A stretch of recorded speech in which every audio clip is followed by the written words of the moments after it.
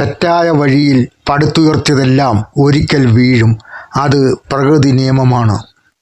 പ്രതീക്ഷിച്ചതിൽ അധികം ലഭിക്കുകയാണെങ്കിൽ അത് ഭാഗ്യം.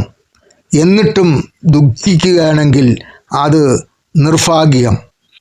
ലഭിച്ചതിൽ സന്തോഷിക്കുകയാണെങ്കിൽ അത് മഹാഭാഗ്യം, സൗഭാഗ്യം.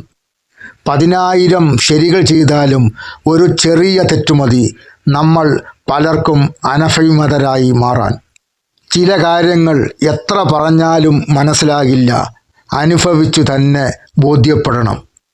ജീവിതത്തിൽ തോറ്റുപോയവർ അധികവും ജയിക്കാൻ അറിയാത്തവരല്ല, മറ്റുള്ളവരെ ചതിക്കുവാൻ മനസ്സില്ലാത്തവരാണ്.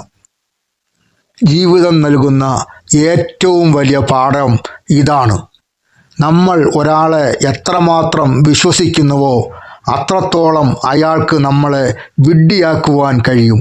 ഇതാണ് ജീവിതം നൽകുന്ന ഏറ്റവും വലിയ പാഠം. മറക്കരുത്.